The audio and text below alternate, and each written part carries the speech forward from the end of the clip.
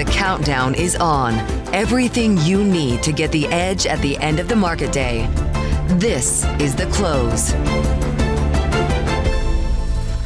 Volatility grips Wall Street as tariff uncertainty takes center stage.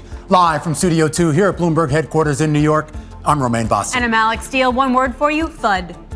What? Fear, uncertainty, and doubt. Okay. There we go. That's what's on the market here. That from Scott Rubner over at Goldman Sachs. It's a good acronym, really, for what we've seen over the last 24 hours within the market. All of that trickling through the S&P. We're right around now the highs of the session. Consider where we were in the futures market, say, just 20 hours ago. An unbelievable turnaround here. The VIX, though, staying relatively elevated around 18. Gold hitting another record high. The two-year yield continues to sell off, up by about 6 basis points. Obviously, you take a look at the dollar and the different crosses. There's so much to talk about, Romaine, but fear, uncertainty, and doubt. That's what you see in the market. And that's all because Donald Trump becoming the first president since the Nixon shock of 1971 to make economic emergency powers to slap tariffs on Canada and Mexico. And the scale of Trump's threat, it represents the largest act of protectionism since Smoot-Hawley in 1930. Bloomberg Economics estimates that if Trump follows through, the average U.S. tariff rate will more than triple, knocking 1.2 percentage points off of GDP and adding about 0.7 of a percentage point to core inflation. The lesson from before was that the growth effects are large or can be large, and that would tend to dominate any one-time increase in the price level. And that concern best reflected in the FX market. Implied overnight volatility for the Bloomberg Dollar Spot Index jumping to the highest since just after the U.S. election. A massive weakening in the Mexican peso flipping to strength. This after Claudia Sheinbaum made concessions to get Trump to delay tariffs on her country by 1 month. Canadian Prime Minister Justin Trudeau spoke with Trump earlier in the day and was scheduled to have another call at 3 p.m. Washington time. Nevertheless, the loonie having its widest price swing versus the dollar since 2022. As for stocks getting hit, there are too many to go through right now, but think of it like this. U.S. trade with Mexico and Canada, heavy on cars and automotive parts, heavy on energy and minerals, heavy on electrical and industrial components. That's why solar company Sonova plunging as much as 11% today, GM down as much as 6%, avocado grower Mission Produce down as much as 5%, and Caterpillar was down as much as 3%, Alex. So let's take a broader look maybe on where those tariffs kind of land us here. This is a great chart that I saw today from our Big Take story. You should definitely check it out. This is the tariff rate. This red line here is historical data. The blue line is where Bloomberg Economics predicts it will be based on previous experience. Now, the orange dot right here is what was announced today, February 1st. Those tariffs on Mexico and Canada at 25% and China at 10%. It does not take into account the pause on tariffs on Mexican goods. Now, if we get 60% tariffs on China as well as 20% on the rest of the world, we're looking at effective tariff rate here total of about 25%. This is a huge spread. And this is a huge jump. And what it means for growth and then prices and inflation and then for the Fed and for earnings, the question marks in the models, Romaine, must be under massive amounts of confusion. Well, let's see what our next guest has in his model. Seth Carpenter joins us here in Studio 2, Chief Global Economist at Morgan Stanley. All right, Seth, the question that I'm sure you're being asked repeatedly today, how should we look at economic growth and the potential impact based on these tariffs, assuming Trump goes through with them? Yeah, well, I mean, I think the last part of your question is absolutely key, assuming he goes through with it. So we put out a piece, a bunch of colleagues in research coming into Asia Open for Monday, and it was, let's game out 3 different scenarios for what might happen if it's mostly a head fake, if the tariffs go on and then they come off after a fairly short period of time, and then if they're there for the duration. And we tried to think through all the different scenarios because guess what happened over the news flow this morning? We saw the announcement about the delay in the tariffs from Mexico by something like a month. That seems like it should leave open the door for further discussions, further negotiations, and so maybe we really are.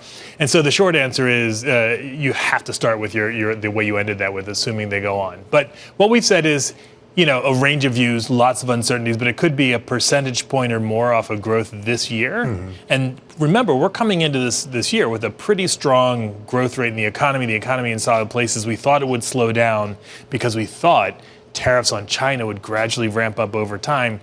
If we get this front-loaded, really aggressive tariffs on 2 of our big trade partners, you could be talking about a percentage point and possibly more. I know it's hard to model that side of it, which is probably the more hard number that you would use. I am curious just about the uncertainty and how that could potentially affect economic activity, because let's say he does it, then he removes them, or he reduces them, or he raises them. Is this something that companies, manufacturers, consumers for that matter, can sort of sort out for themselves over however long this goes on? Or do they just sort of retreat and say, we're just not going to do anything? Yeah, I think some of all of the above. I don't think you can ignore the uncertainty. It has to be relevant. When I talk to our corporate clients, one of the things that they do worry about is where could we be wrong? Where is the uncertainty? And so that's clearly part of it. We got recently, last week, data on international trade. We saw a big increase in imports to the U.S. in December. Some of that almost surely is a reflection of people trying to front run possible tariffs because they didn't know what was going to go on. So it has to matter. But then the economist in me who plays with data says, let's see if we can find some really good empirical measures. And it's really hard to get everything to be consistent, to get a clear reading. And quite honestly, this kind of uncertainty where it's literally the president of the United States who gets to be the final decider, we don't have a lot of experience. We saw this in 2017, 2018, 2019, but it's not as though we have a dozen episodes where we can draw lessons. And the difference between that last period is the Fed was hiking, not cutting. So right now you're looking at a little over 40 basis points now priced in for the rest of the year. Does this stay the Fed's hand? I mean, I think that's another key question. So we've been on the sort of dovish side of things because we see inflation really trending down so far before any tariffs get put in place. And it does seem like, including from Chair Powell's last press conference, that as long as there's clear and convincing evidence that inflation is trending down, they'll be willing to very cautiously nudge down the policy rate some more. But, and it's a very important but, at the December FOMC meeting when they filled out their surveys about their own economic projections, they said risks to inflation are skewed to the upside. I think those risks have been reinforced by the prospect of tariffs coming in maybe sooner than people thought. And the data seem to suggest that inflation does pick up after 2 or 3 months after tariffs are imposed. The Fed will believe, they'll have their starting point being that the inflation effects will be temporary, that it'll be a level shift higher in prices. But boy, again, the contrast to 2018, they were raising rates very cautiously, but they were also coming off of a decade where they couldn't get inflation up to their 2% inflation totally target. Different. Absolutely opposite situation here where they're worried about will things keep coming down. So they have no comfort. They can take no comfort from the idea that it should be temporary. Something that has held up is the labor market. Do the tariff whipsaw affect business sentiment and then affect hiring or non-firing or temp workers? I think it absolutely can, but before we even get to the uncertainty side of things, the tariffs themselves, and I think this point is underappreciated if we look back to 2018 and 19. Remember, we import a lot of goods into the United States, but they're not all finished consumer goods where it's just a tax on consumers. To be sure, that's a huge part of it. When we have finished goods coming in, you put a tariff on it, it's a tax on consumption, full stop. But we also import a lot of intermediate goods, capital goods. So tariffs are also a tax on domestic capex spending. Tariffs are also a tax on domestic manufacturing because you're taking in components and doing final assembly here. So what happened in 2018 and 2019? Industrial output fell in 2018 in the second half, and it kept falling in 2019.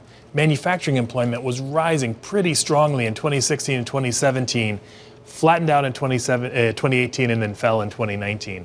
I do think there's a material downside risk to the employment picture here. And again, we're coming off of 2024 where the economy was just rock solid.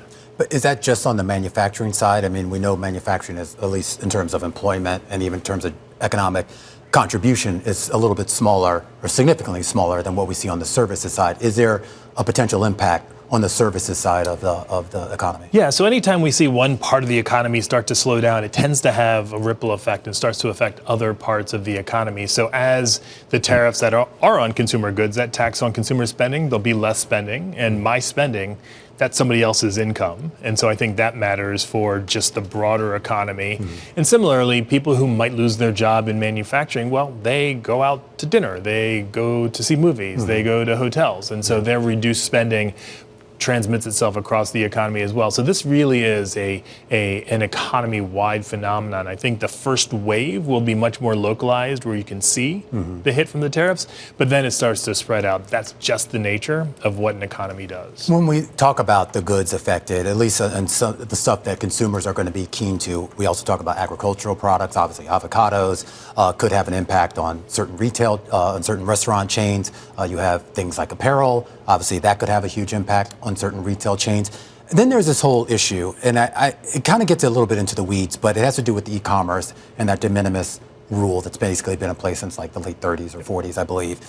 Will that have a material impact on our economic activity, or is that more of an impact on, the Sheins and the Temus over there in China? I mean, I think that's my guess. We've been trying to, again, game out lots of different scenarios and say at a little bit of a higher level. And so they're going to be, the one thing I can guarantee you is that we're going to be surprised in some corner of the world, because we are in such an integrated economy globally. We have seen some pulls, sort of the so-called multipolar world where things are spreading out, but I am absolutely sure we're going to get surprised, because there's going to be a connection that we just can't anticipate. Who gets it worse? I mean, assuming Trump goes to it. Is it China? Is it the U.S.? Is it Mexico? Is it Canada? I think it's a little bit of all of the above. What we said in the note we just put out coming into Asia Open for Monday was that if we really went forward and the tariff stuck, Mexico probably would go into recession. That's a really high probability event. The U.S., because we're coming off of such a strong starting point, that percentage point or so off of growth probably is not enough to tip the U.S. into recession. And I have to say, economies like Mexico have a much more challenging time. So if you think about the central bank there, Mexico, they have seen their currency weaken with the threats of tariffs in the air. Then the announcement of them made it go even more. So they have to worry about, can we lower the interest rate to support the real economy? Well, no, because there's a risk that the currency gets even weaker, which then drives up domestic inflation worse. So they're really caught between a rock and a hard place. All right, well said. I have to leave it there. Speaking of currencies, we're going to come back after the break with a deeper dive into the FX moves. Our thanks there to Seth Carpenter, global economist over at Morgan Stanley. This is Bloomberg.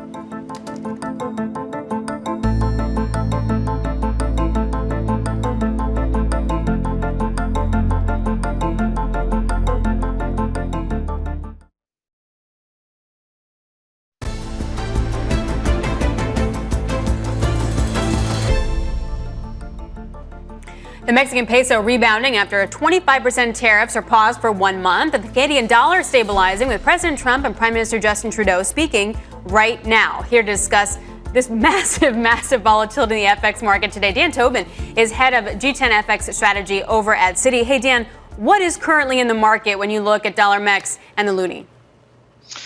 Yeah, well, obviously a lot of concerns about tariffs, but FX is a pretty efficient market, and I think what's most surprising is that we pretty much have gotten to a fair value for dollar CAD based on these tariffs. So we had actually been saying last week, look, if these tariffs do get implemented, we should see dollar CAD up towards 147. That becomes a new equilibrium, and we should probably trade around there. Well, sure enough, the weekend opened up after the tariff announcements. We went right up to 147, and we've kind of been chopping around there. So that looks pretty fair. I think it's safe to say that tariffs are decently priced in at this point. The difficulty now is, are they going to stay on or not? We got the news about Mexico, and we saw this sharp reaction. Everyone's waiting. We're all watching our Bloomberg terminals on the news feed, waiting for that red headline as to how the call with Trudeau and Trump went, as that's going to give us the next leg in dollar CAD one way or the other. Yeah. We like the plug, Dan. Thank you very much. And then to that point, what's the spread there? So if we're at your kind of base case fair value, what's the spread to the up and the downside based on these headlines? Yeah, the risk is still for a stronger dollar for a couple of reasons. The first one is just that this is the beginning, not the end of these trade negotiations and potential for tariffs. As you were showing just a bit earlier, right, there's still potential for bigger tariffs on China, broader tariffs as well. And we're still looking at this April 1 deadline for when we can actually be getting a lot more of these to come. The other thing, too, is the U.S. is still in a good spot in terms of economic growth. And Q1 tends to be good for U.S. labor market data. So that's also going to be another factor that continues to support the dollar, not to mention it still remains a relatively attractive currency from a carry perspective. So you still have all of these positive dollar dynamics where even if we do get a pullback, maybe 2 to 3% on a most extreme scenario, you still want to be buying dollars on those kinds of dips, at least for the next 2 quarters while we're still going through these trade dynamics. I am curious. I mean, it's interesting you brought up the carry trade because when you look at some of the moves in FX, I mean, you kind of have to go back to that blow up that we had in August, primarily because of the carry trade. And it wasn't just yen, dollar yen, but of course, a lot of people were using the peso as one end of that trade as well. I am curious as to, assuming the volatility tamps down a little bit, and I mean the volatility in Washington, not necessarily in the markets, that tamps down. Is there a case to be made to use the peso as part of that trade? Yeah, well, first I would say the market volatility and the DC volatility are probably pretty connected here. So I think for market volatility to tamp down, you kind of need some of that dynamic to tamp down on the other side. I think investors are a little bit more cautious here. I think you want to see a little bit more certainty that we're through the worst of it before you really start seeing carry trades from that perspective come back. If anything, you've kind of been seeing a rotation more towards places like Brazil over Mexico while this has been going on. At the end of the day, it's really about what risk markets do and what volatility does, and it's hard to see this being a positive backdrop for risk markets, and it's more likely that volatility stays elevated. So I think it'll be some time. But at the same time, right, you can still own dollars against euro and against other currencies and actually be picking up carry, right? And so you're not getting as much carry as you do in EM, but you're also getting less volatility, and you're actually aligned in case you do get some risk-off moves. We only have time for one last quick question, Daniel. I am curious here about the yuan and whether that matters in all of this. Absolutely, it matters for sure. Right now, I think the most interesting thing has been how quiet the response has been on the China side. Now, a couple of things. One, it's the Lunar New Year, so it's just quieter in general. We do have this potential phone call in the next 24 hours between President Xi and President Trump. Yeah. And it sounds like the dialogue has been better, and certainly the language is less aggressive than it is maybe with Canada, for example. So I think there's a little bit of, I wouldn't say optimism, but more so in terms of the sequencing of where the risks are. Yeah. I think the market's kind of saying China might be something more of a Q2 issue, especially as we get past that April 1st deadline. So I think that's why it definitely matters without a doubt, but we're not seeing it leading the charge in terms of moves at the moment. All right, Dan, got to leave it there. Dan Tobon, head of G10 FX strategy over at Citi, 7.24 on the renminbi right now, and dollar CAD right now still camped out at about 14559. When we come back, our coverage of the tariff troubles continues with a look at the U.S. auto industry. Our top calls is up next, right here on The Close on Bloomberg.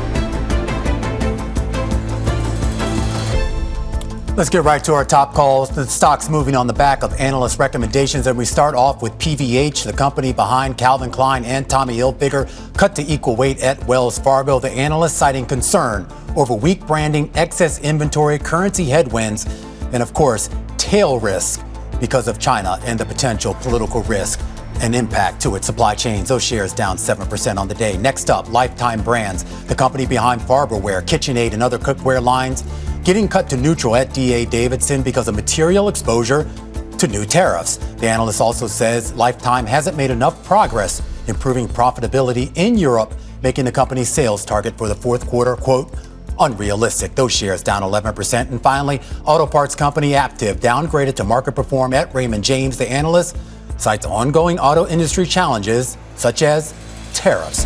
He also notes that two of Aptiv's largest clients, Volkswagen and Stellantis, have the most supply chain risk from those new levies. Those shares down 2%. And those are some of our top calls. We stay in the automotive industry as shares of car makers are on the back foot as a lot of folks try to assess the impact, the cost to those car makers, and more importantly, the cost to car buyers. Dan Levy joins us right now, senior equity research analyst over at Barclays. And Dan, our own internal economists and analysts here at Bloomberg say, look, this could add at least $3,000 to the cost of a car, could add $60 billion to the cost to the auto industry overall. What do you think?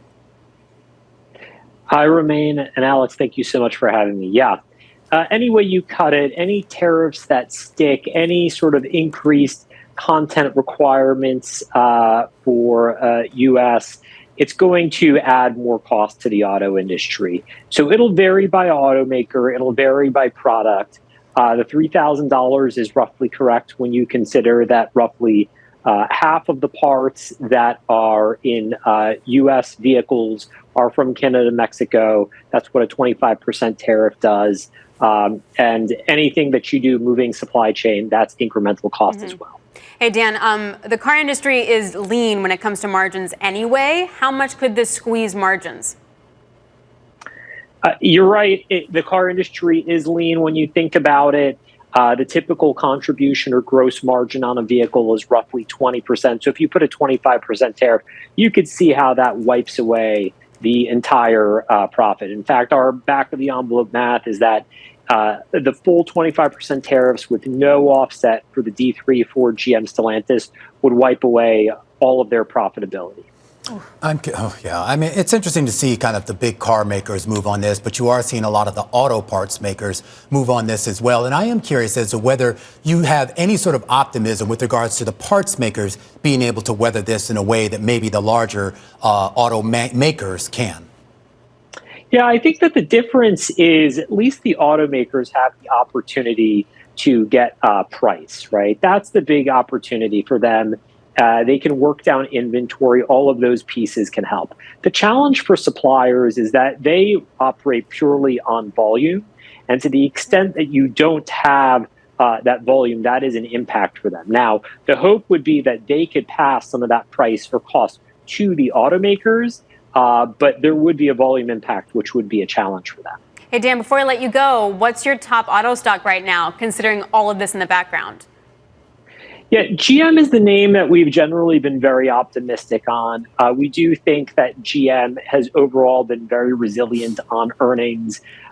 We appreciate that from an EV standpoint, they've been the furthest along, but just really good balanced portfolio.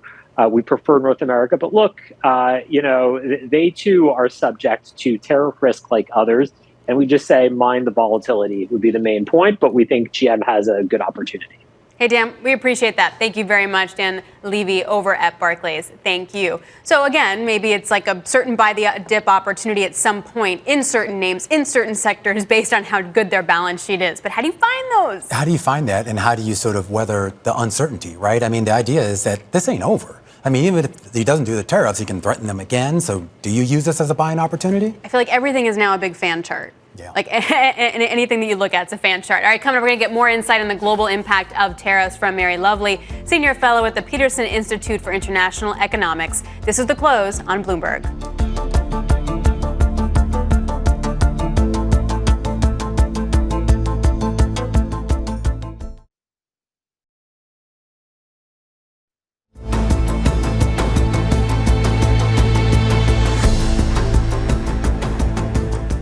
.30 p.m. here in New York.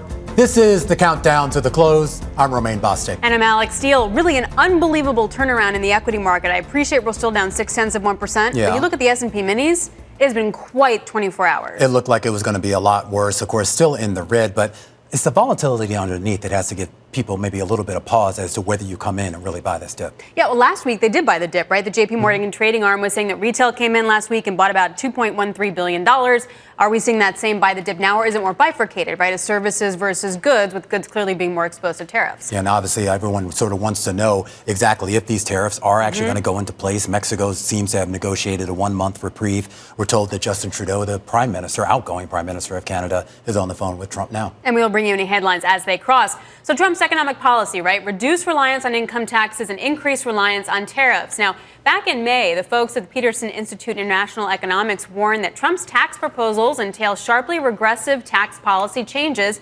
shifting tax burdens away from the well-off and toward lower-income members of society, while harming U.S. workers and industries, inviting retaliation from trade partners and worsening international relations.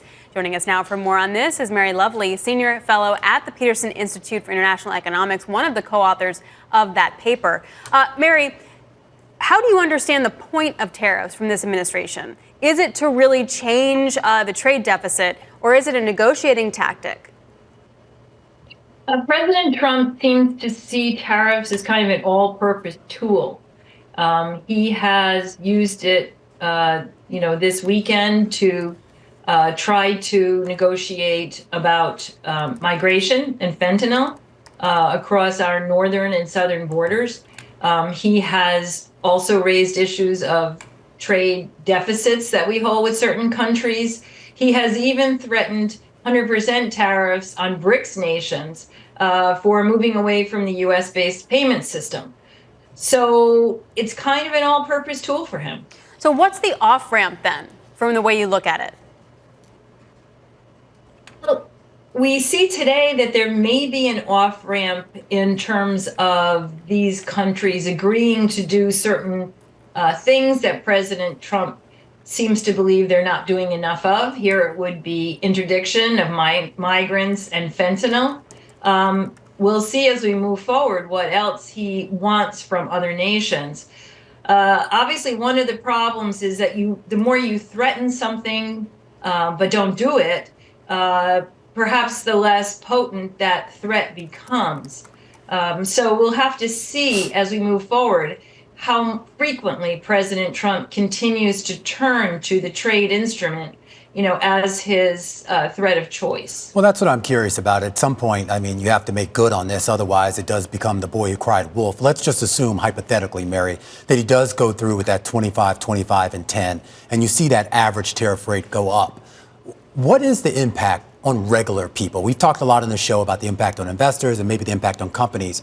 But when I go to the store in a couple months' time, am I going to see a material change in prices? If the tariffs are actually levied, Romaine, you certainly will.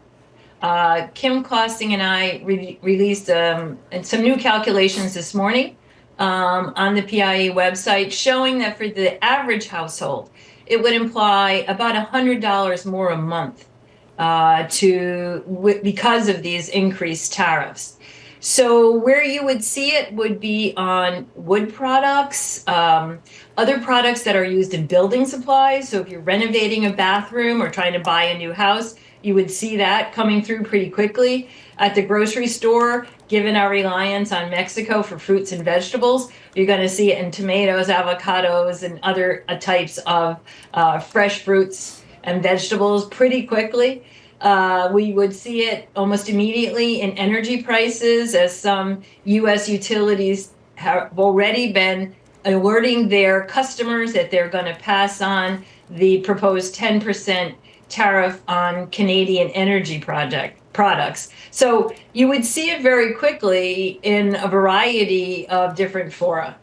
So now let's take the other hypothetical and say that maybe he doesn't go through with this, but he spends weeks, if not months, rattling that saber. So for the average person out there, does that scare you away from maybe buying things? If you're hearing all this stuff out there, do you say, okay, I'm not going to go out and spend, $40,000 on a new car or a couple $1,000s on a new washing machine or even, on something, less expensive like, a new suit or a new dress?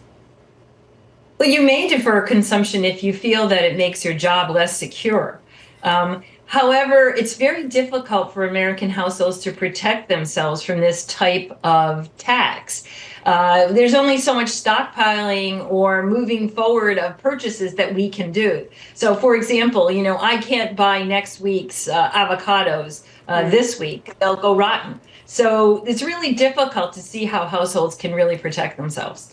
The other conversation, though, is that we're going to see tax cuts to offset this at the company level, for example. So the pass-through won't necessarily be to consumers. What do you think about that?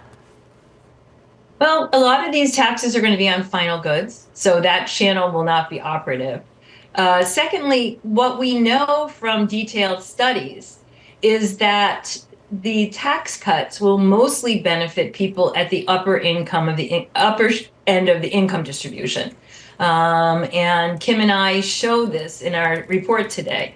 While tariffs fall more heavily on moderate and middle income households. So we're going to see a switch from more reliance on income taxes and corporate taxes to reliance on a tax that's highly regressive.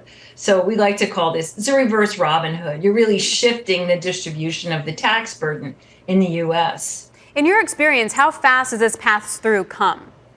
From tariff to like my food at the store? It's a great question. I think it really depends on the market structure. So many of the things we buy are inputs to production process.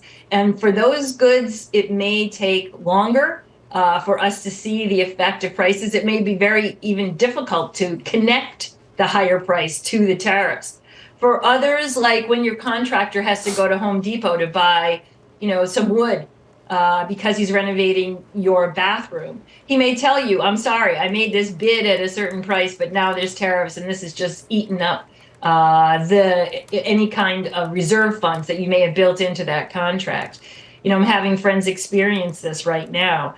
On things like fruits and vegetables, you're going to see it very quickly because they're small farmers, low margins. Grocery stores are well known to have thin margins. There's no place else for that tax burden to go except forward to the consumer. All right, Mary, I always appreciate you taking time for us. Really insightful. Mary Lovely of the Peterson Institute for International Economics, and really encourage everyone to go onto their website there. You can see some of the new updated projections they have for the potential impact of these tariffs. And it's funny, she rattled off some things kind of near and dear to my heart. I eat a lot of avocados, and she's right. Avocados. Can't really buy those, 3 weeks out. But if you put them in the fridge, can you, though? I don't know. They last a little longer in the fridge. Yeah, a little longer, but you can't really stockpile those the way you can stockpile. You can stockpile lumber if you have the space. Yes, could do that, yeah. Can't do bananas, though. No, not bananas. But this gets to this issue, too, of how consumers navigate this when it does get to crunch time. Just trying to figure out what this is. And there are a lot of people, they don't pay close enough attention to this stuff. So they're not going to know about it until that day when prices finally shoot up and they go to the grocery store and they're wondering why their favorite item is a lot more than what it used to be. Well, that's what I was wondering what that pass-through is, like how fast that winds up happening. And if it's just a negotiating tactic like what we saw today with Mexico, maybe you don't feel it at all. This is just a headline at this point. Absolutely. Yep. All right, coming up here, we're going to continue to dive deeper into the potential impact of our trade relationship. And we're going to focus on semiconductors. They're in the red across the board on the back of those tariff announcements by the president. A deeper dive into that sector as part of our Stock of the Hour right here on The Close on Bloomberg.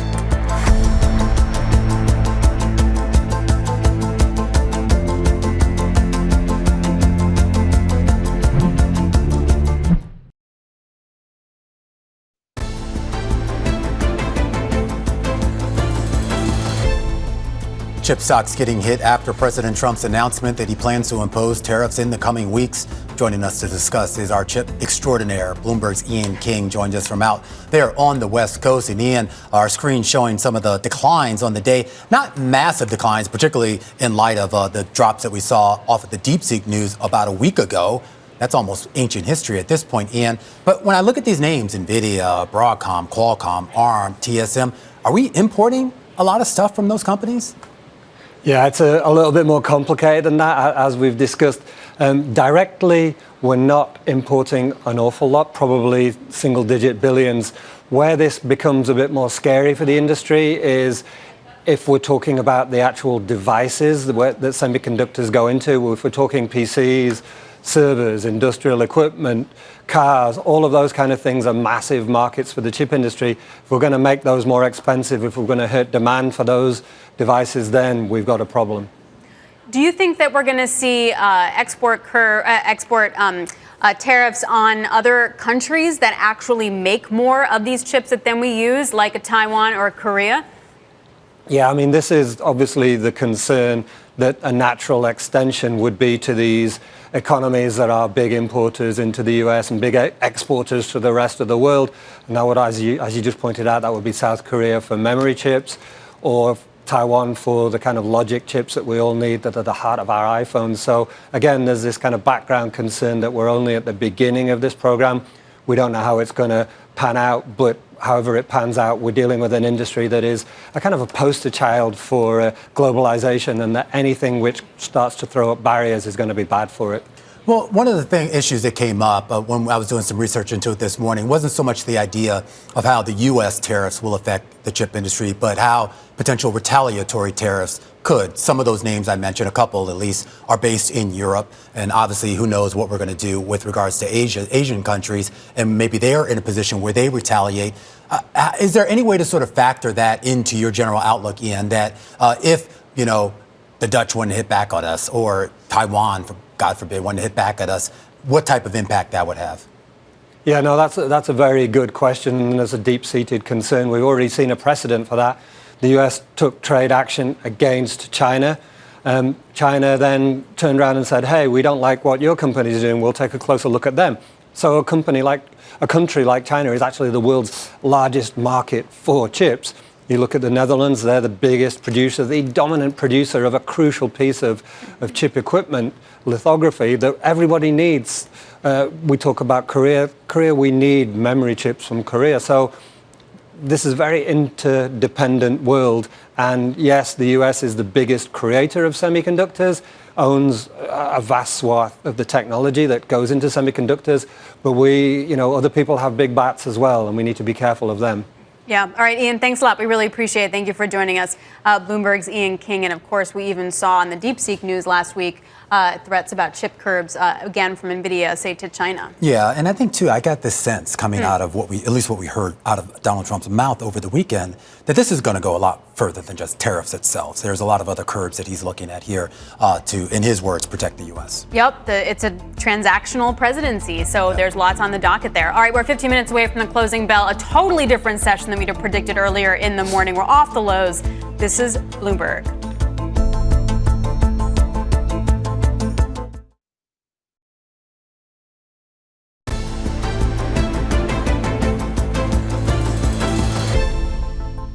We got recently, last week, data on international trade. We saw a big increase in imports to the U.S. in December. Some of that almost surely is a reflection of people trying to front run possible tariffs because they didn't know what was going to go on. So it has to matter. Seth Carpenter over at Morgan Stanley kicking us off to the close 50 minutes ago, a conversation about how corporate fundamentals could be affected by these tariffs. Yeah, and sort of where in the market you see that. I want to point out, we were talking about semis, but also the transportation stocks are getting hit really hard. And we're off the lows, but like not as much as we're off the lows when it comes to, say, the S&P. And tech still down by 1%. So clearly there's certain areas of the market that are going to continue to struggle without that kind of clarity. Yeah, and we were going through and we were trying to figure out how much cross-border transactions take place with regards to, say, the auto industry. And obviously cars, it's big. Auto components even more. It's something like 80% or something is basically coming across the border from Mexico. And I don't know how you replicate that in even a small degree here in the U.S., and at least in a short term. And talking to Dan Levy over at Citi in terms of what it means for the automakers, he was saying it could wipe out profits at the end of the day with that kind of intense tariff without being up with and passing through. That's something. Yeah. Well, at least for right now, the market is taking it in stride with about 8 minutes to go until we get to those closing bells. It was an ugly open, and just about an hour into the session, the S&P was down about 2%. Rebounding nicely here as we get to the close, still in the red, but back at that 6,000 level. Steve Sosnick joins us right now, chief strategist with Interactive Brokers. And I do want to start with this bump up that we've seen in stocks. Again, still in the red, but well off the lows, and whether that should be interpreted as an encouraging sign. It's not a discouraging sign compared to where we were. Okay, so we came into today with 25% tariffs on basically our best friends among trading partners, and so now one of them got postponed in time for the Super Bowl when you need avocados and Corona beer, and so it's definitely better than it was, but we're not out of the woods yet. Well, so then is there a dip buying opportunity here? I guess my question is more so that if you buy this dip, are you just going to get killed, in 3 weeks when Trump says something else about tariffs or whatever reprieve that Scheinbaum got today on March 1st, all of a sudden that 25% becomes a reality? I think it's a very uncertain time. There's a lot of reflexive dip buyers that we see. And, we have very active traders among our customer base. And, their time horizon might be minutes, might be hours. So they're pretty aggressive at buying dips. And it worked great this morning, although, quite frankly, the market was sort of plunging when the news came out. So I don't know how many of them did that. But from a longer term point of view, from a medium to longer term, if you buy, I say buy volatility on dips as well as stocks on dips, because we're seeing this. On Friday, before the news came out, VIX was below 15. Yeah. And when we opened today, it was nearly 21. Yeah. So, I would say be aware of where your hedges are. And I think it's important to take advantage when volatility dips, because we're clearly entering a more volatile period. But to that point, is it better to do that with individual stocks versus the index as a whole? Because you could argue that 18 on the VIX doesn't necessarily represent the uncertainty that we see.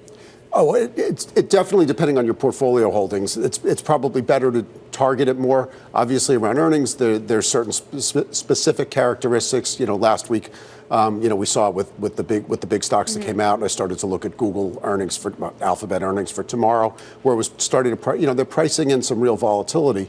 That gets expensive though, and so that's why I say be optimistic. Sometimes the right move is individual stocks. Sometimes the right move is just index volatility. Depends a lot on your holdings and your bias. Where are the flows going right now?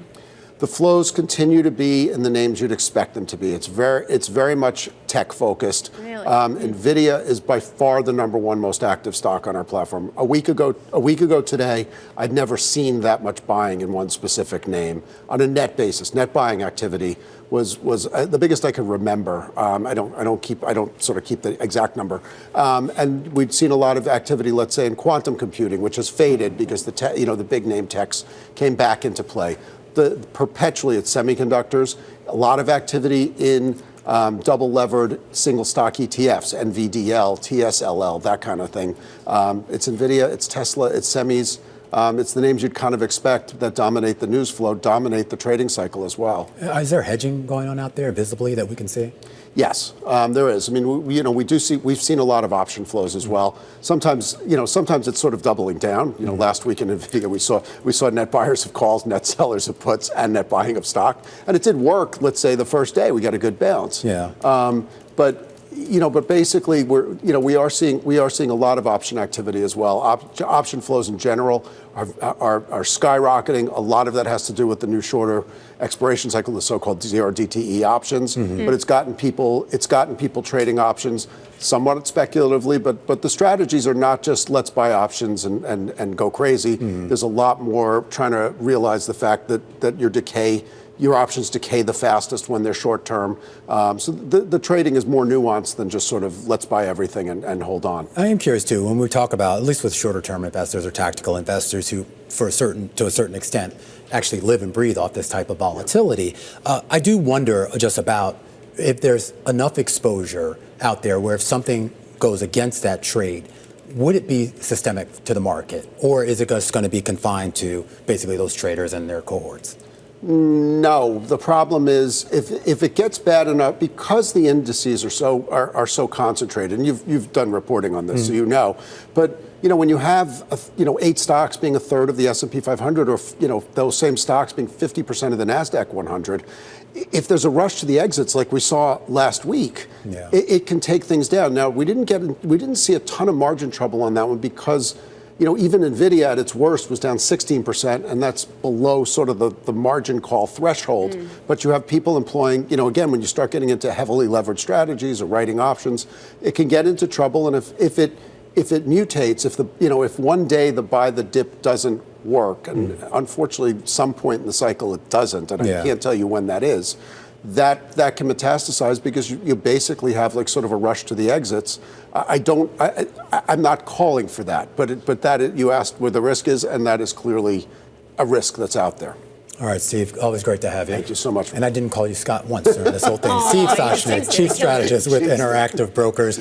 Great insights here as we count you down to the closing bells. Just 3 minutes to go, Alex, and we talk about an S&P down about 0.7%. But I was looking through the names here. I mean, on a points basis, it's Apple, NVIDIA, Tesla, Microsoft.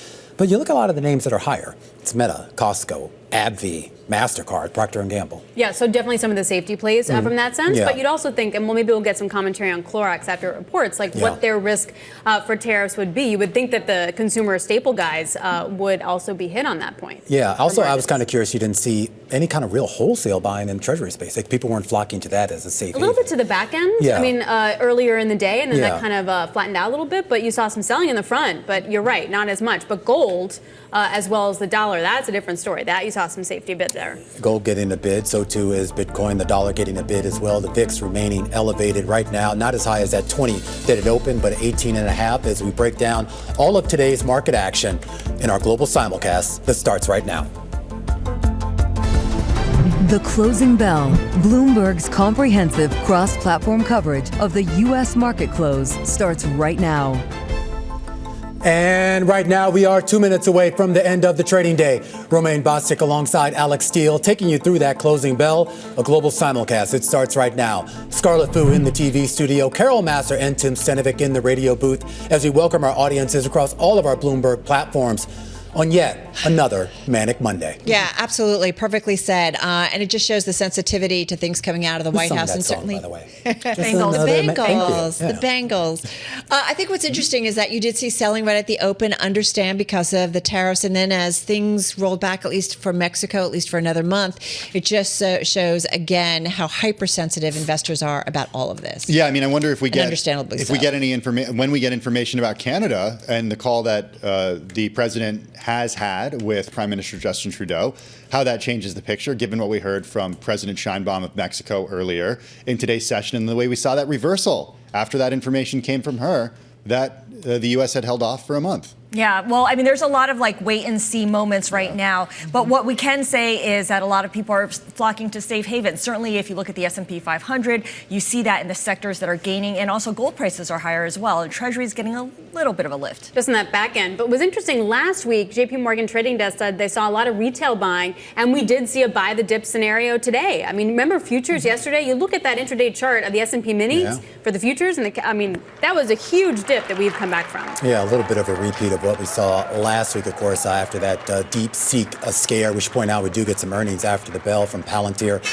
and NXP Semiconductors, as well as Clorox. As for the market moves today, we're well off the lows of the day, but still in the red, with the Dow Jones Industrial Average lower by more than 100 points, or about 0.3%. It takes a while for these numbers to settle, but it looks like the S&P 500 is going to settle just below 6,000, down roughly 46 points, or about 0.8%. Though we should point out it was down as much as 2% on the day earlier in the session. The NASDAQ Composite down about 1.2%. The NASDAQ 100 down 0.8%, while the Russell 2000 will close out the day lower by 1.3%. All right, Romaine, going to the S&P 500, most names in the index are lower today. Scarlett, we've got 323 names losing ground today, 179 to the upside. All right, let's take a look at the IMAP, which shows how the sectors performed. And what you'll see is the biggest sector in the S&P 500, tech, losing 1.8% on the day. Consumer discretionary, which includes automakers, home builders, and retailers, down 1.4%. So those are names, certainly retailers and automakers, that would be affected by tariffs. Industrials also down 1%. Your green slices of that pie include consumer staples, utilities, energy stocks, typically more defensive. They have some dividends to protect them from all the headline risk. All right, let's get to some of the individual gainers. There's a lot of red on that IMAP chart. So my gainers are not necessarily names we talk about a lot here, but IDEX Laboratories, that one finishing the day with about 11% gain. It's a $38 billion market cap life science and diagnostics company. It makes products for vet offices, so veterinarians. Top gainer in both the S&P 500 and the NASDAQ 100 on this Monday, rallying after posting fourth quarter profit and revenue that topped estimates, driven by the companion animal group diagnostics, recurring revenue gains. That's straight from the company. Hey, here's another one. Animals? That's pets, right? So basically it's vets and pets. All right. All right, just trying to sound, I don't know, whatever. All right, Stratasys. Let's get to that one. Another one. Again, not a name we talk about, but up 21%, rallying the most in more than 3 years intraday. It's a small cap company, folks. I will point that out. Makes 3D printers, up after Fortissimo Capital agreed to buy 14% of the 3D printing company. So that was an outperformer here. And then Triumph Group. This one was up almost 34% in today's session. It's a $1.9 billion market cap aircraft parts manufacturer, jumping the most ever. Private equity firm Warburg Pincus and Berkshire Partners agreeing to take the aircraft parts and services supplier private for about $3 billion, including debt. So definitely some outperformance there. Okay, let's look at underperformance. And we go no further to some of the biggest companies in the S&P 500. Apple shares down 3.4%, actually down this year close to 9% at this point. Stocks did sell off, ones that were most exposed to tariffs on Canada, Mexico, and China. They did bounce off their lows after we got the delay on tariffs on goods from Mexico. Apple's certainly one of those companies with a huge exposure to China, not just from the perspective of sales to China. We've been covering that closely over the last few weeks as concerns about iPhone sales have has been an issue there. But also, of course, when it comes to the manufacturing of these products. Bank of America out with a note. Says, though, that they see the potential tariffs on impact as manageable with limited impact on earnings, saying that they only see a 5-cent EPS impact from the new 10% tariffs imposed on China if we assume that 50% of those devices can be sourced from other countries. Tesla shares falling today by more than 5%. This sort of a double dose of not so great news for Tesla. And the tariff news certainly sending a scare throughout the auto industry. I'm going to talk about GM next. Even though the cars that are made in the U.S. by Tesla are sold in the U.S., there's not a huge impact there. The concern is about retaliatory tariffs about those U.S.-made cars sold in other parts of the world, or perhaps targeted tariffs to cars sold in other parts of the world. Then there was also this news out of California, Tesla registering fewer cars in California in all 4 quarters of 2024. Sales of its Model 3 plunged 36% for the year. It could be, one of the reasons could be the result of the active role of Elon Musk in the U.S. government and during the U.S. election, as people were thinking about their next auto. Speaking of autos, General Motors shares falling today.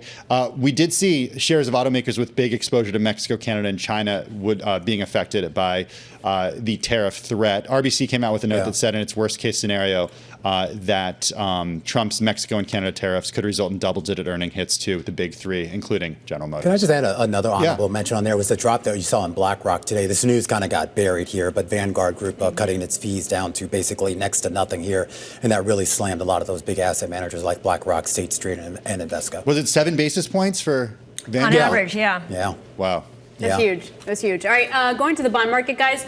We've been talking about it all day, but you didn't really see that safe haven buying in the back end that you might have expected on a day like today, but that front end really taking a hit because that's where you're going to see the readjustment of Fed policy. We're now pricing in just about 40 basis points of cuts so far for this year, Romain.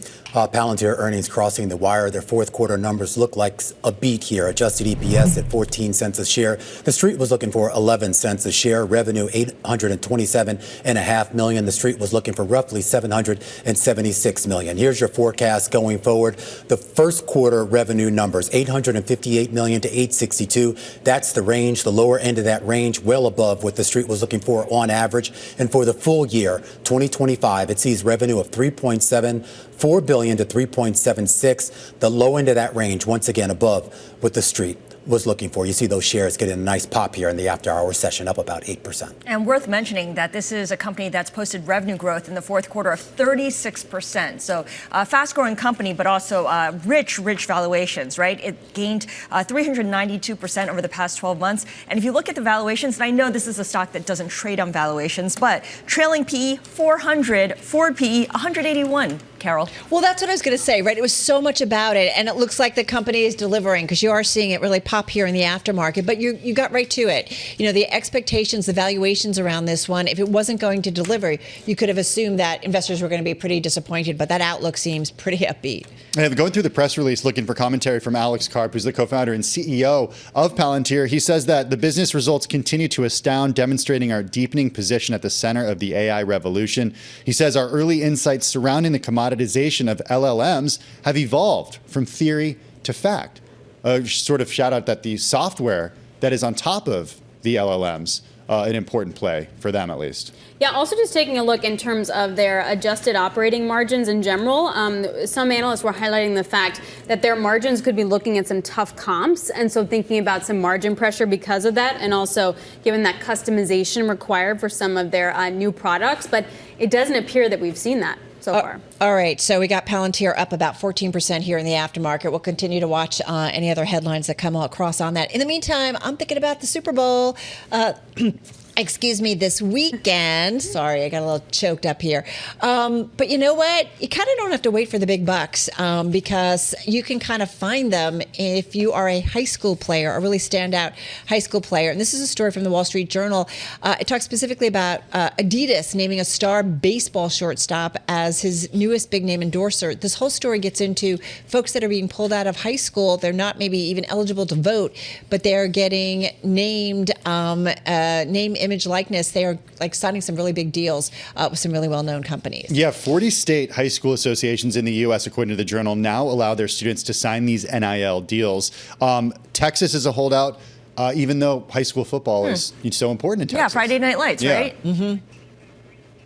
Yeah, well, I mean, U.S. sports, youth sports, I should say, just got a lot more cutthroat competitive with NIL at a younger age. The other story we've been tracking, speaking of the Super Bowl, is Robinhood launching Super Bowl event contracts for retail traders.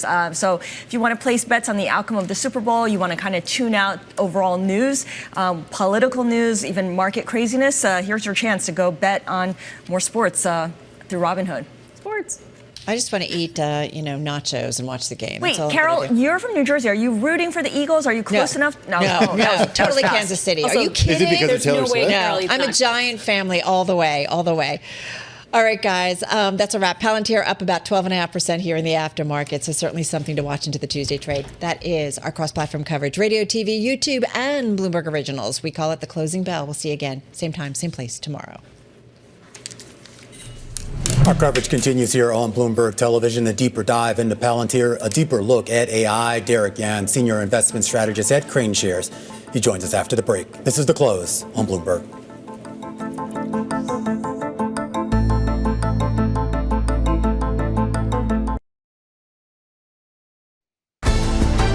The countdown is on. Everything you need to get the edge at the end of the market day. This is The Close. Welcome back to The Close. I'm Scarlett Fu. And I'm Romaine Bostic, right across the screen, but it could have been a lot worse. An S&P 500 that opened down more than 1%. At one point on the lows of the day, down 2%, finishing the day only down 0.8%, as dip buyers did come back into this market, shrugging off some of those concerns about those tariffs that Donald Trump has threatened on Mexico and Canada. A deeper dive into that in just a second. But take a look at a couple of the sectors that did not rebound. You saw that in the renewable energy sector with the Eco Index here. A lot of names in there rely heavily on imports coming out of Mexico. Think solar panel makers like Sonova and a few others. And of course, in the automotive space, a lot of the automotive names took a deep dive here on the day. Auto parts makers as well as the car makers themselves. Yeah, and one of the automakers that I wanted to bring in here that's lower on tariff concerns is Tesla, losing more than 5% on the day. Sales declined all 4 quarters last year in California, which is its biggest EV market domestically. The stock is now at a 1-month low. We're also looking at Apple, speaking of multinational big tech names, that relies on China for about 15% of its revenue, at least in the last quarter. That stock lower by 3.4% on the day. However, let's end with IDEX Laboratories, gaining about 11% for the biggest advance in the S&P 500. This is an animal healthcare firm, and it posted 4th quarter profit and revenue that beat analyst estimates, helped by gains at one of its diagnostic businesses that generates recurring revenue. So investors liking that development. But our top story of this hour definitely remains Trump's tariffs. Barring any last-minute deals, the U.S. is set to impose tariffs on Canada and China at midnight tonight. But it will all come down to the wire, with President Trump saying he spoke with Ottawa this afternoon and will likely speak with Beijing over the next 24 hours. He's already delayed tariffs on Mexico by 1 month, following a brief conversation with their president, Claudia Sheinbaum. Now, later on in the program, we're going to tally up the costs to the business community and the broader U.S. economy, as well as examine how this may drive other countries to make their own separate deals with China. All right. Meanwhile, we do have some earnings crossing the wire. This on NXP Semiconductor, NXPI, the 4th quarter results, a miss across the board. Revenue down 9%, adjusted EPS at $3.18 a share. That came in just a couple of pennies above what the street was looking for, but the guidance may be giving investors a little bit more confidence. Revenue for the first quarter, 2.73 to 2.93. That is the range that the company is giving. The top end of that range above the average of street estimates. A similar story on the EPS side, 239 to 279 a share. That high end of that range above the average of analyst estimates. The other big mover here in the after hours trade, also on the back of earnings, is Palantir. A wonderful quarter and an even more wonderful forecast. The company saying full year revenue of $3.75 billion. That's what folks should expect here. And in the fourth quarter, a 36% jump in revenue, 45% jump in government revenue here. You see those shares surging in the after hours trade. Derek Yan joining us right now. He's senior investment strategist at Kraneshares to walk us through what we learned out of Palantir, and more importantly, what should we expect out of this company going forward through the rest of the year? Well, I think most analysts on Wall Street is really bearish on the company because the high valuation. But what the company just delivered is just like amazing, right? It's a validation of their AI adoption story. I think they've been telling the investors since last year. We see Palantir has the potential to become the go-to operating system for enterprises in the AGI world because their AIP system, especially their ontology system, is really creating a context layer for any companies because that breaks down the data, logic, and action and allows the large language model, and especially in 2025, the AI agent to be deployed. That could be like $1 trillion opportunity for the company going forward. I'm curious, one of the reasons why you did see some bearishness in the stock, particularly over the last couple of years, was their dependence on government contracts. And we know they've kind of broadened out. I saw in the most recent quarter, their commercial contracts business went up like 64% from a low base. Does that matter to you? Do they need to have that diversity? Or can that sweet spot be with government contracts, particularly given they seem to have a relatively good relationship with the new administration here in Washington? Well, I think previously people are talking about their government contract and government business. But I see their commercial business has actually a better potential because, as I said, I think large language model is now become more powerful, and especially in 2025, this AI agent could unlock tremendous opportunities and use cases for enterprises.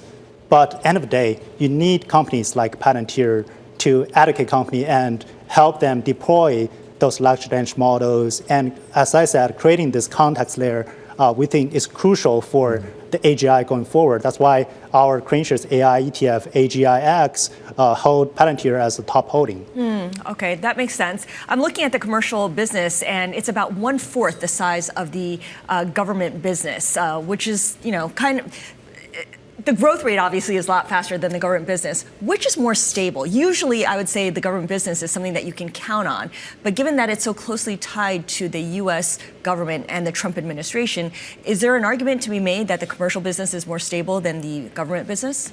Well, the commercial, I would think like this AIP bootcamp is like very strategic for the company because they have a lot of company on the pipeline that they can convert to like a big, like 7-figure contract. We have talked, like I think last earnings call, they have been talked about some company from trial to 7-figure contract under 60 days. So that potential is tremendous. But I agree with your point, like there's some like potential stability from the government contract, especially under the current Trump administration. We're talking about modernization of the army. We're talking about government efficiency. So there's a lot of catalysts from that side as well. I'm wondering how much you pay attention to things like insider sales, because it's been brought up that Peter Thiel, who's an early investor, along with the CEO and founder Alex Karp, have been among those who've been selling shares of the stock.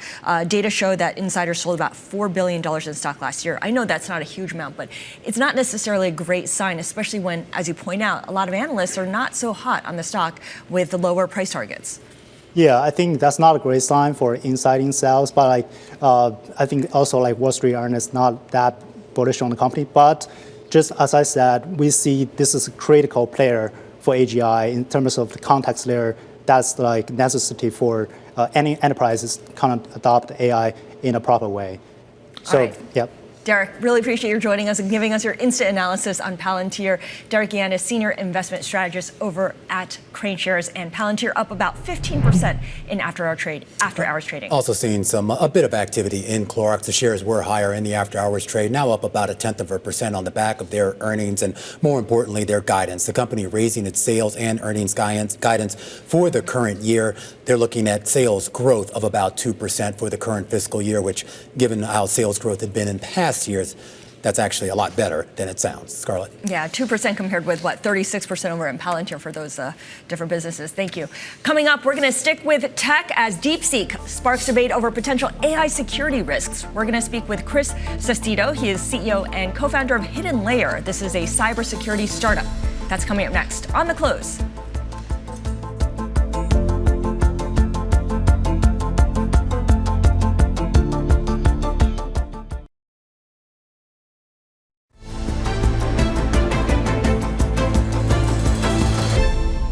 All right, the biggest mover in the after-hours trade is Palantir, and that's on the back of some of the developments they've made in AI. But of course, remember, 1 week ago, all the talk was about DeepSeek, which renewed debate around the potential security concerns of AI.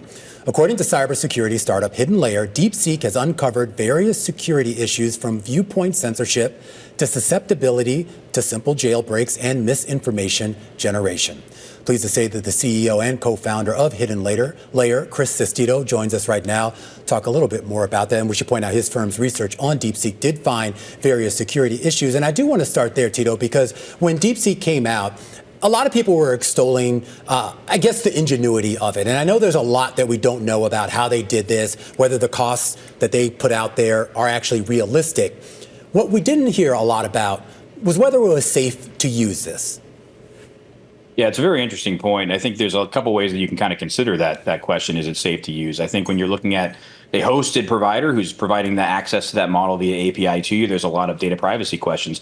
Where is that data going? Is it stored? And that's certainly something that we are concerned with DeepSeek being hosted in China. And then with the open source version, the open weight version of the models as well, that's starting to be an issue when it comes to, there's almost 2,000 versions of this model online now. Some are built with a framework we call safe tensors that we generally trust, and some are not. So it really creates a scenario where there's supply chain concerns, there's concerns around data privacy and storage. As you mentioned, there are several sort of even 2-year-old jailbreaking attacks that are working on DeepSeek today. So certainly not the most robust against adversarial attacks. I don't understand what's going on right now, Chris, because this just seems kind of like the Wild West. And I'm curious that when clients come to you or potential clients come to you, I mean, what is the main safeguard that they're seeking, and what is even possible to provide them as far as safeguards? Is there something, I mean, I know nothing's ever foolproof, but is there something that's actually effective?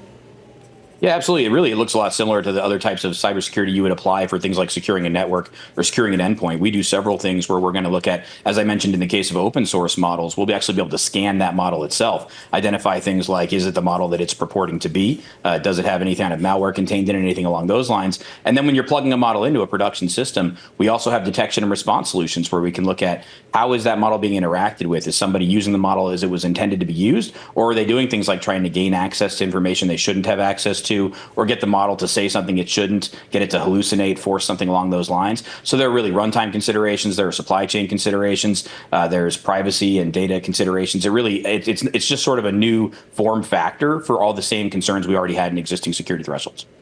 You know, a lot of people describe DeepSeek as an open source system, but is it truly open source? I mean, is there enough detailed information about its training data that gives people the ability to study, to use, and to modify the system for any purpose? Or is it kind of open source, just as a way to brand it, but when it comes down to it, there's still a lot hidden?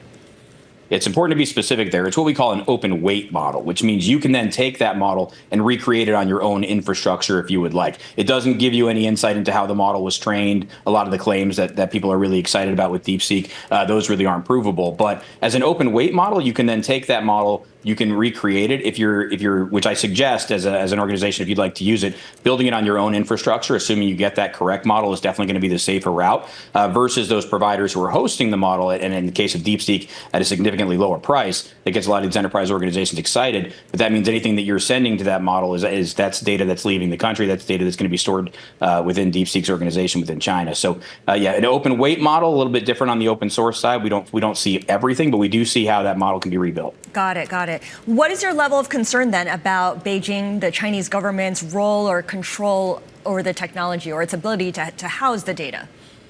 Well, we're certainly seeing, I would say, like alignment concerns with the model itself. It absolutely will give results that are sort of pro-China. It won't reference things like Tiananmen Square. It also responds differently to whether you're prompting it in English or Chinese. So there are definitely sort of alignment things that we would consider in there. Again, without having sort of all the information on the data it was trained on, this is relatively speculative, but we can look at these consistent patterns that are coming outside of the model. So we definitely see things like some alignment issues on the geopolitical side of things. So I would say concern. I think when it comes to anybody who's determining to use that solution that they are hosting because it is cheaper, you definitely have to make sure that this isn't data. This has to be data that you're comfortable with being stored inside of China. Yeah. All right. Chris, thank you for raising these concerns. Chris Sestito is chairman of the board, CEO, and co-founder at HIddenlayer. And by the way, Romain, don't ask DeepSeek what happened on June 4th, 1989, because they can't answer the question. Yeah. Well, isn't that the whole issue, though? I feel like with all these models, I mean, whether it's, like ones coming out of China here, the U.S., how reliable are they? I mean, like if I ask it a question about what happened on that day and they don't give it to me, that's... It's about as reliable as Wikipedia.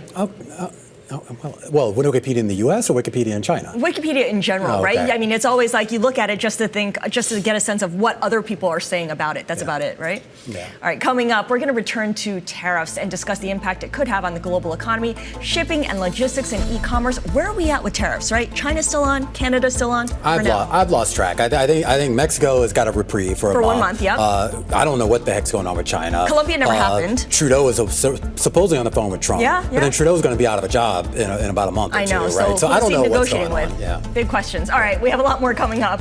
This is The Close on Bloomberg.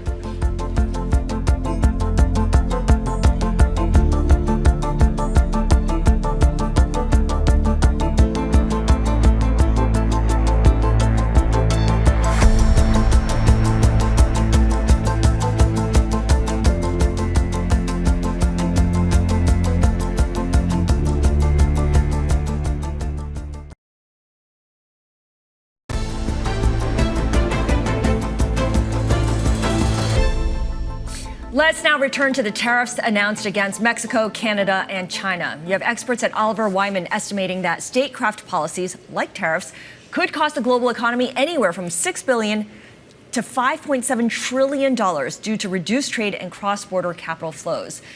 Those are some big numbers there. For more perspective on the global impact of tariffs, let's bring in Dan Tannebaum. He is partner at Oliver Wyman and senior fellow at the Atlantic Council. So, Dan, great to see you. Huge range there from $6 billion to $5.7 trillion. And yet the White House insists that this will not be inflationary. The evidence, though, points to the contrary. Well, you even saw the president just yesterday at Andrews say, there may be some pain that's borne by American consumers. So I think this is starting to come out.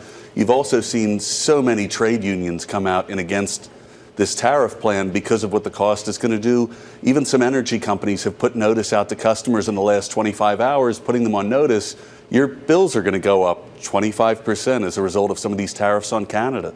And when companies start raising prices, let's say the tariffs are on for 24 hours, 48 hours, 2 weeks, a month, and then they come off. I mean, do those prices then go down? How do companies think through this decision? I mean, I think we've never really had a situation where tariffs are being used quite this dynamically, I guess to put it that way.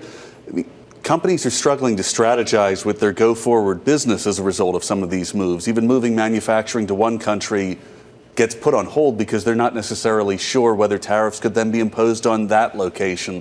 So I think companies are struggling to really price this in right now. We don't know if this is idle threats or if the president will make good on these tariffs. And, I was trying to go back in history to find parallels, and you really can. I mean, you go back to like the Nixon shock, but even that was somewhat orderly, even by Nixon standards. And you go back to, Smoot-Hawley. I mean, obviously I wasn't around for that, but I mean, from what I've read, even that was just basically, all right, we're just going to do this, and this thing is there. Obviously, that kind of worsened the Depression, but that's a whole other conversation. Is there any parallel here? I can't think of a parallel to this, I wasn't around for Smoot-Hawley either. But realistically, I mean, this is creating some challenges. We've also not been in a situation where we're imposing such significant tariffs on our largest trading partners. I mean, half of the cars in the U.S. come from Canada or Mexico. Mm-hmm. I want to ask you, though, about kind of the somewhat unilateral approach to this, the idea that the president is basically making these decisions without really any input from Congress or the courts or anyone else here.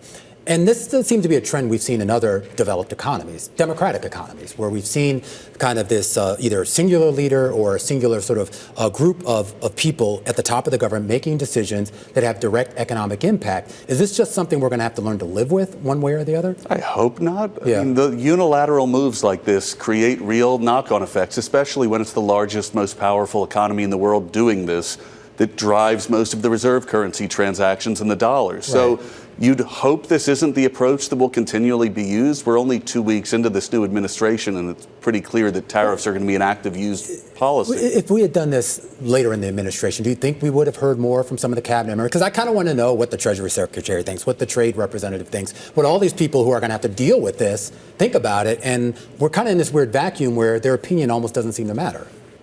Yes, it's early. I mean, you've seen Secretary Bessent said a number of times he was in favor of 2.5% tariff increases over time. Yes. Not a 25% increase. We have not yet heard from him, so it's hard to know what's being said. But we don't have a full slate of confirmed cabinet members that touch upon this space as well. So Marco Rubio, the newly confirmed Secretary of State, is traveling right now. Does these tariffs, the threat of the tariffs, the coming off of the Mexico tariffs for 1 month, how much does it complicate his job right now as he goes out and serves as the diplomat for the U.S.? I mean, just seeing what's come out of Panama, it's hard to say that this is adversely impacting his job. Panama basically said they'll give preferential treatment to U.S. warships going through the canal. They'll abandon the Belt and Road Initiative. So even though this is not the most diplomatic approach we've seen, it does seem to be producing results. It's producing results in that way, but behind the scenes, what are countries doing to put themselves in a better position or to safeguard themselves against a mercurial President Trump? I mean, I think that is the challenge right now just last night on Truth Social, there was a post on South Africa. It's kind of hard to tell who's coming next. Yeah. So for a country to really try and prepare for this, I think it's difficult. What this may do is drive new economic alliances further away from the U.S. Countries like Brazil and India and China could take an outsized role going forward as folks band together almost against the U.S. Well, I'm curious about what mechanisms we would see that happen, because, I mean, it's funny you brought, I forgot all about the whole South African RAND thing, and then, you know, I mean, Trump's issue, obviously, with the properties there. But then, you know, this short trade war we had with Colombia, Ecuador, I don't know what the heck's going on in Panama. So my question is that if these countries, if we're at war with everyone, effectively, trade war with everyone, I would assume that at some point, China or India or another economic powerhouse can say, maybe they can fill in that void, maybe not with all the countries, but with certainly some of them. Well, the other thing to bear in mind is China is a great example. They've had a tariff strategy levied against them since the first Trump term, and they've developed retaliatory steps that they've been slow to roll out, but have clearly highlighted, like limiting the export of rare earth minerals like gallium to the U.S. Mm-hmm. There's more things that we buy from China that they could withhold from the U.S. over time. But then just to play devil's advocate here, does the U.S. maybe have leverage? I mean, there was a story today on the Bloomberg terminal about how Trump is proposing that Ukraine, in exchange for whatever peace deal they're working on, provides us with more of those rare earth minerals that we would have gotten either from Canada or from China. It's certainly part of a macro strategy that this administration says that they're looking at. It's basically, and I think I heard this on an interview this morning, of don't look at one of these issues in isolation, try and step back and look at them all together. But right now it is creating a lot of confusion, especially because we've seen the tendency for this president to pull back at the last minute. We've got Canadian tariffs due to go into effect in, 7.5 hours? Mm-hmm. Actually, we have some breaking news on that right now. Justin Trudeau saying that the U.S. will delay those tariffs for 30 days. So, Scarlett, it looks like a similar deal for what we heard out of Claudia Sheinbaum down in Mexico here, roughly a 1-month reprieve for those tariffs, as Dan was just saying, were supposed to take effect in just a matter of hours. Yeah, I can't wait to see what the concession was, what changed President Trump's mind about imposing them immediately, because it was never really clear what he was seeking from those countries. Yeah, absolutely. We just want to first thank Daniel Tannebaum, partner over at Oliver Wyman, as we get, thank you, Daniel. And we want to go back, of course, to that that breaking news. Now we're getting more headlines, Scarlett. This from Justin Trudeau saying that he plans to send 10,000 troops to protect the border. Remember, we saw a similar comment from Sheinbaum, presumably on the southern border, that she would send 10,000 troops there to help with some of the immigration issues that has, of course, been the hallmark of this Trump campaign. So we now have 20,000 troops from Mexico and Canada to protect the border. Would Canada be protecting the southern border or the northern border? I would assume they would be protecting the northern border, but it gets to this idea of what kind of concessions they can offer Trump to get him to back down. But again, this is a 1 month reprieve. So what happens come March 1st? Does Trump go back and say, I don't know, give me 20,000 troops? On February 28th, the conversations will begin again. We'll see. All right. Well, we're going to stick with this fast developing tariff conversation. The CEO of shipping company Hapag-Lloyd weighed in on the impact of these tariffs in an exclusive interview right here on Bloomberg. Take a listen. I think in the end, the effects on global trade will probably be somewhat limited. I think especially the 10% on China will not do all that much, also because we've seen a recent appreciation of the US dollar anyway, compared to many currencies. So short term, I don't expect to see a lot of effects from that, but longer term, of course, tariffs are never good for global trade. All right, we're joined now by Craig Fuller. Craig is CEO and founder of Freightwaves. It's the only freight-focused organization that delivers a complete and comprehensive view of the freight and logistics market. Craig, what does it look like right now? How are companies responding to ever-changing tariffs, imposition of tariffs, and delays of tariffs? Well, they've been anticipating this at least since the debate when it looked pretty clear that Biden was not going to win the election. And I think from that point on, pretty much every company that runs a supply chain was anticipating Donald Trump was going to implement tariffs. I think the surprise is, frankly, that a lot of the initial movement has been on Mexico and Canada and not on China. But, the industry has been positioning itself for really over a year. So this is, or at least 6 months, this is not really a surprise. One of the things that I will say is I've covered supply chains. We do it on a regular basis. Whenever you hear about a big strike or a big change that's really going to abruptly change the way supply chains operate, they oftentimes don't actually come to fruition. They end up getting resolved and negotiated before they ever actually happen. These are blunt instruments. They can be pretty impactful. They're intentionally so. And so you tend to see rational actors around the table find ways to make them less impactful and less abrupt. Okay, that's really helpful context. And by the way, we just have a new headline here. Gary, I shouldn't say Gary. Justin Trudeau, going to his father. Justin Trudeau says U.S. tariffs will be paused for at least 30 days and that Canada will name a fentanyl czar. So we know that that's one of the big concerns remain when it comes to what President Trump wants to do when it comes to protecting the border. Yeah, he's talked a lot about basically that he's using this as a cudgel to address some of those issues with immigration and with what he says is fentanyl coming into the country. So at least that's the concession that Justin Trudeau has given in order to, I guess, put off for 1 month these tariffs that would have gone in place on Canada. Yeah, the Canadian dollar, by the way, rising to its high of the day as Trudeau has cited this delay in tariffs by 1 month. So, Craig, back to you in this conversation here. You mentioned that companies have been anticipating this. They've been planning for this. How many workarounds have they come up with in the event that tariffs would be imposed and would actually stay on before they were taken off? Well, I think most of the attention, again, was on China itself. I think everyone sort of anticipated and expected the tariffs to be directed at China. It's interesting that it has been a little bit less so. It's been focused on North America versus China. But we've seen really since the summer, record volumes in container movements and imports had been at highs and even have eclipsed COVID highs. But it's been much more orderly. This hasn't been an abrupt level of disruption that we saw during COVID, but we have seen companies pre-plan, pre-stock, and bring in inventory and raw materials to just prepare for a new trade regime. I don't think anyone in supply chain should be surprised that tariffs are a major instrument in Donald Trump's policies.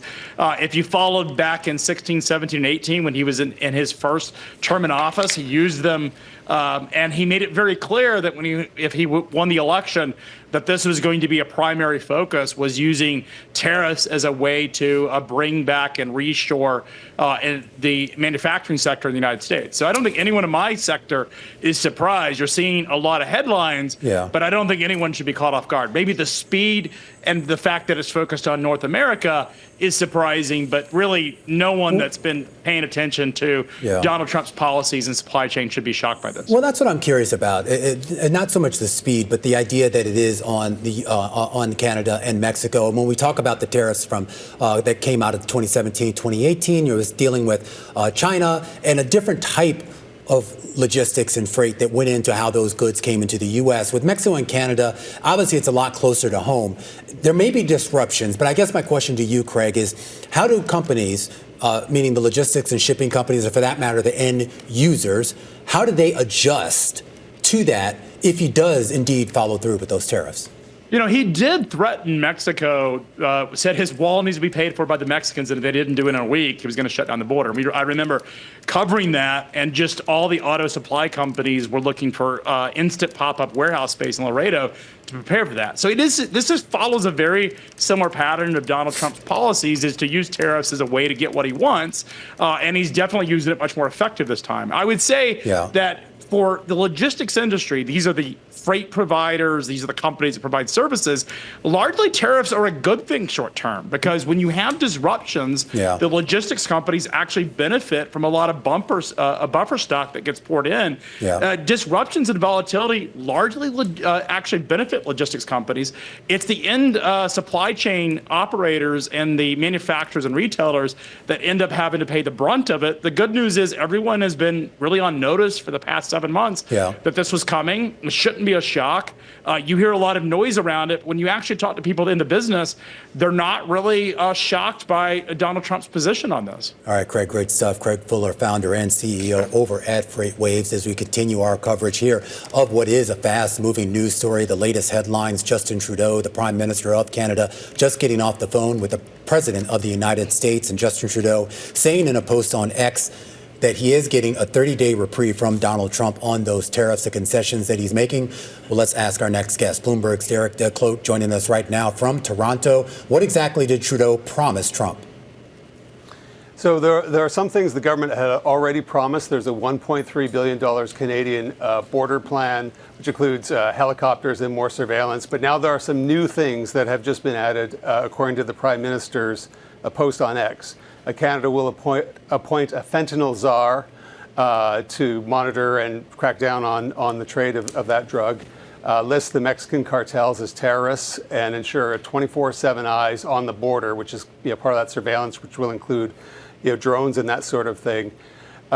Canada had previously proposed a so-called joint strike force with the U.S. that would monitor the Canada-U.S. border. It looks like that is now coming into effect. And there's a new intelligence order that will add hundreds of millions of dollars Canadian to the pursuit of organized crime and drug trafficking in Canada. So that is sort of the package, it appears, that Canada offered. How much did oil play into this, Derek? Certainly to the Midwest, because we import a lot of Canadian crude, and that was the tariffs would have made it a lot more expensive for that part of the country. Oil was clearly one of Canada's better bargaining chips on this. It's not that easy for those Midwestern refiners to switch away from Canadian crude. And Canadian oil is also cheap.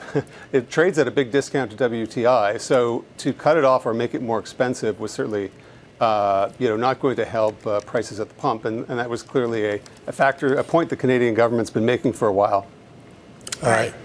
Decloet, thank you so much. And Romain, we should mention the Canadian dollar at session highs and the ETF EWC, which tracks Canadian stocks, higher in after-hours trading. Yeah, as we continue our coverage here of the tariff threats coming out of Washington, and not only will tariffs impact the logistics of shipping goods to consumers, it will impact the merchants themselves. There's a provision in one of Trump's executive orders that would put an end to the so-called de minimis rule. You probably haven't heard of it, but you definitely have felt it. It allows imports valued under $800 to enter the country tax and duty free. Now, originally, this was intended to help small businesses, but big e-commerce players in China like PDD's Temu and Shein have become the dominant beneficiary, shipping a torrent of packages into the U.S. every day at prices that most U.S. manufacturers can't beat. Lenny Feldman joins us right now. He's a partner at the law firm of Sandler, Travis, and Rosenberg, which provides legal services for international trade, and was formerly a senior attorney at the U.S. Customs Bureau. Let's talk a little bit about how this actually works. So is this de minimis rule, which I think has been in place since, the late 30s, early 40s, is this just done with by the stroke of a pen? By and large, it is done. I had a feeling this might be the headline of the day. 10% tariffs additionally coming from China. The de minimis rule, for all intents and purposes, it is struck for any goods originating in China. And as you just showed, that's over 60%, potentially 70% of the low-value shipments, less than $800 duty-free, and will now have to move to the formal or traditional entry channels. Bloomberg Intelligence did a great breakdown of kind of the cost of a package, saying, say, a $50 item that came in under that de minimis rule without it basically goes up to about $95 to $97 for that exact same package. I assume this is going to shut down, or at least disrupt temporarily, most of those goods that a lot of us have come to rely on coming out of some of those China shippers. Is there something to replace that? I think there is. I think there are some retailers and marketplaces that have been anticipating this. They're going to be prepared. They're ready for that alternate entry channel. They also know that the logistics is really key here. And they might even find some logistics efficiencies by going to these other channels, because you no longer have to identify those particular commodities going to those particular consignees or individuals like you and me to our doorstep. This could actually be easier and create some savings from the customs brokers that these companies work with, as well as the logistics flows as well. So it might be a bit, in certain respects, a cost-benefit analysis. Lenny, let me ask you a dumb question. Is this the end of Temu and Shein as cheap sources of goods? I'm going to say no. I will share that I'm in touch with those companies on a regular basis, and some others as well. They have been preparing for this. I think you're going to be surprised to see how resilient some of them are. I think there might be a disruption to a few of them, but I think others are ready. They were anticipating this. We saw a rulemaking that was coming from customs. We knew it was around the corner. So they have been ready. They have prepared for this. And I think now it's time to see if they can shine, or if they're going to have to consider alternative measures. So who is this good news for then? If these companies were prepared and are ready to kind of put into practice what they've already been preparing? I think the traditional retailers, when you look at the big box stores, they might see that the competition that they were receiving from this de minimis entry, some of it called it a loophole, but it was completely legal and lawful. Some of those companies are going to say, hey, now we're able to compete. Now we are able to reach the consumers at the same prices on equal footing from these companies. When we talk about how the end user, and I'm talking about the retailers effectively here in the U.S., respond to this and adapt to this, there's a lot of questions here about how much we can either make here in the U.S. at relatively competitive prices, or how much we can maybe source, I guess, well, I mean, I was going to say Mexico, but, you know, in other countries that maybe wouldn't necessarily have the same restrictions. Right. I think a lot of companies now may be saying, well, although the de minimis is going to be closed up from China, can we now go to Canada? Can we go to Mexico? Can we go to Southeast Asia? The de minimis rule, let's be clear, is alive and well, better than ever, from all those other countries around the world. This is just a limitation, really an exclusion from China. We trade regularly with hundreds, over 200 countries on a regular basis. All those markets are wide open for de minimis flows. Although we recognize most of them are coming from China, I think some of these companies now are going to be really leveraging those other sources. They're going to be leveraging those other countries. So de minimis still could take hold. You still can have those lower values, those lower prices coming in from those alternative sources. It's really about diversifying your portfolio and your sourcing strategy. All right, Lenny, really appreciate your joining us today and giving us your context here, your perspective. Lenny Feldman is partner at Sandler, Travis, and Rosenberg. Romain? All right, we still have it's only Monday, Scarlett. I know. All right, we're going to set you up for what to watch over the next 24 hours. There is a lot going on tomorrow, not just out of Washington, but of course in the world of earnings as well. This is Bloomberg.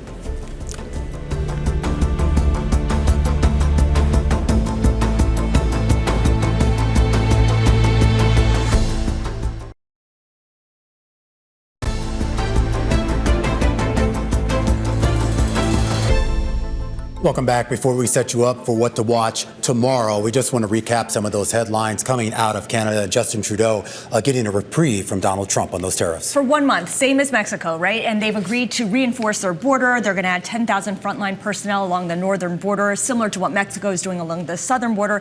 And Canada is appointing a fentanyl czar because that is one of President Trump's primary concerns about the migration of illegal drugs into the U.S. You see the dollar, the Canadian dollar strengthening versus the U.S. dollar, which point out one of the main ETFs that tracks Canadian stocks moving higher in the after hours trade up 2.9%. Obviously, Toronto Dominion and some of the big banks, the biggest holdings, but you got Shopify in there, Enbridge, and a lot of energy companies that could potentially be impacted by those tariffs. But, they only get that 1 month reprieve, and then the negotiations begin again. Well, we'll see. All right, well, let's move on from that and to, what could actually move the market tomorrow morning. And we start off with some earnings, and that includes a big Canadian company, Spotify. Yeah, Spotify's going to be reporting. They've spent a lot of money on podcasts. We'll see how that all plays out, what the return on that is. Pfizer, so big pharma, is also reporting, PepsiCo. And in the afternoon, we get another earnings parade of big tech. Yeah, that includes Alphabet, AMD, and I think it's going to be really interesting on these conference calls because, obviously the numbers themselves are going to matter, but I assume almost all of these CEOs and these CFOs are going to be asked about tariffs, about trade, and whether they are affected by it. And also DeepSeek, even though that was last week's news. I know. It's kind of hard to keep up here. At 10 a.m. tomorrow, we do get some economic data, JOLTS data. That could be interesting. That could be interesting. It sets us up for Jobs Day, which normally would be a big deal, right, for the week, but it feels like it's an afterthought at this point. We're also going to get factory orders and durable goods. We're also going to get Fed speak. We're going to hear from Raphael Bostic, my second favorite Bostic. But didn't he just speak today? He's not a voting member of the FOMC this year, so he's out there talking, and I don't know how much it shapes what the Fed does next. Mary Daly of the San Francisco Fed also scheduled to speak. I believe she's also not a voting member this year. And also, we're actually going to get an investor day out of IBM, which is surprisingly one of the hottest tech stocks out there these days. And then down in Washington, President Trump will be back in focus with a special guest. Benjamin Netanyahu will be meeting with President Trump, but also we're expecting President Trump to say something about maybe a conversation with Xi Jinping of China. He said that he plans to speak with the Chinese president within 24 hours. We'll see what that means. Of course, we will have all that breaking news for you as soon as it happens right here on The Close. Please join us tomorrow. Balance of Power is up next on Bloomberg.